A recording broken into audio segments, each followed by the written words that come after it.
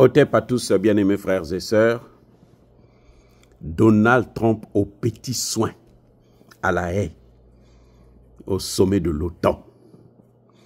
Donald Trump, on a déroulé le tapis rouge à Donald Trump pour avoir frappé en Iran. Donald Trump a montré à l'OTAN qu'il a une capacité, une force, que c'est lui le maître, c'est lui le shérif du monde. Ce qu'il n'est pas bien sûr, parce que sur le plan économique, même sur le plan militaire, il a échoué en Ukraine. Hein? Comment vous appelez ça? En Israël, eh ben, ce qui reste maintenant, le problème qui se pose, c'est la reconstruction. Qui va reconstruire? Avec quel argent? Qui va financer? Parce que pour une fois, Israël a trouvé garçon. Était face à garçon. Israël était face à une armée professionnelle qui a fait le boulot.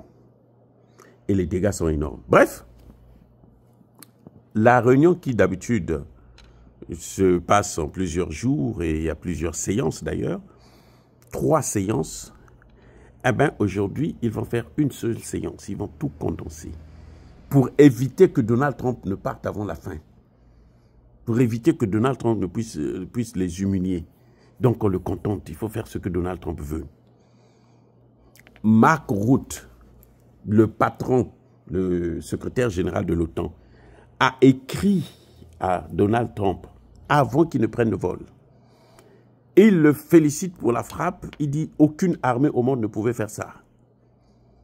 C'est seulement vous, vous êtes trop fort. Mark Rutte dit que, mais attendez, monsieur Trump, vous savez quoi? Le grand cadeau que nous vous offrons là, les Européens doivent payer maintenant pour leur sécurité. Le budget militaire des pays européens doit monter jusqu'à 5%. Tous, ils doivent s'engager pour aller jusqu'à 5%. Sinon, ils n'auront pas la couverture de l'OTAN. Enfin, la couverture américaine, quoi. Les amis, l'article 5, là, va être révisé. Cette fois-ci, Zelensky, qui a souvent été la star, ne sera plus la star. La star, ici, c'est Donald Trump. C'est une star. Oui, Donald Trump, quand il vient là, c'est une star. Et c'est ça qu'il aime. Qu'il soit une star. Les problèmes économiques aux États-Unis aussi l'attendent. Là-bas, là, il n'y a plus de stars.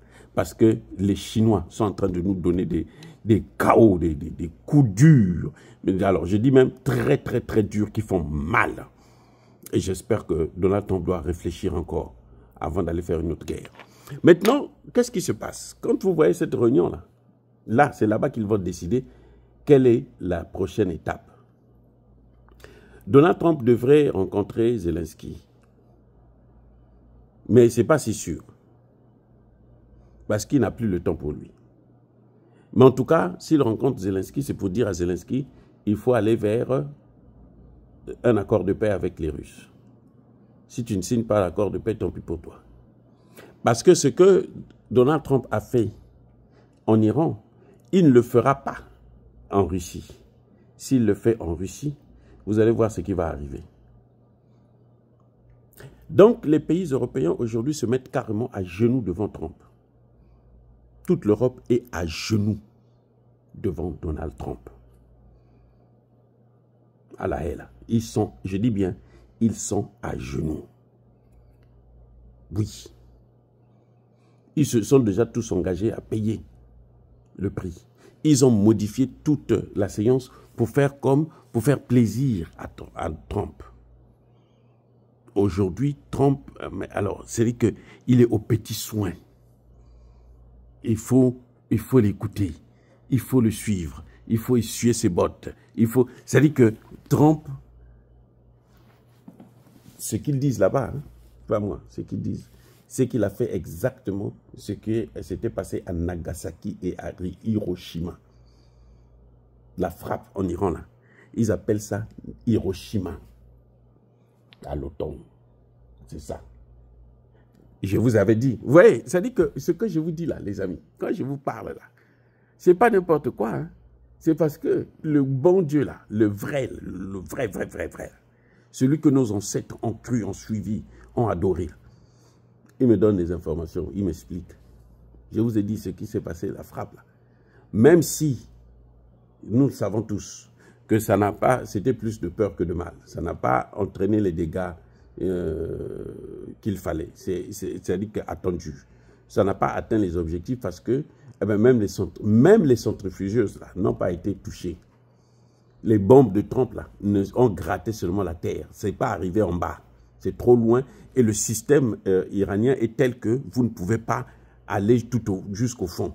À moins de continuer à bombarder comme ils avaient fait pour le Hezbollah, là, pour assassiner le patron du Hezbollah. Les Iraniens ont envoyé 80 bombes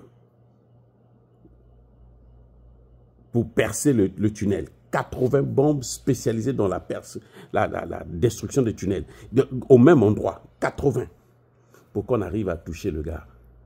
Donc, si Trump devrait utiliser 80 bombes pour arriver jusqu'à au centrifuge de Fordow, là, les amis, une seule bombe, là, c'est 2 milliards.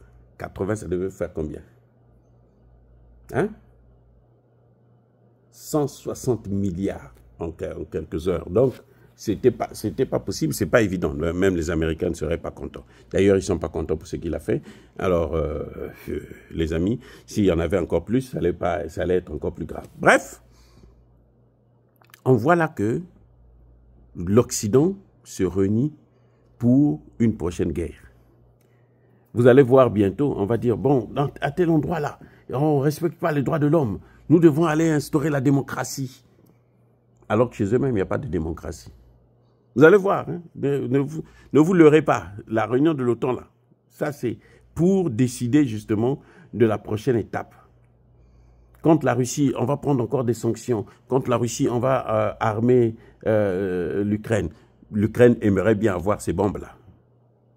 Mais quand ça va arriver en Russie, la Russie est capable de détruire toutes les bases américaines dans le monde. Hein.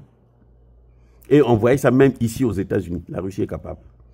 Les amis, faisons très attention. Bref, en tout cas, Donald Trump, c'est le patron. C'est une star.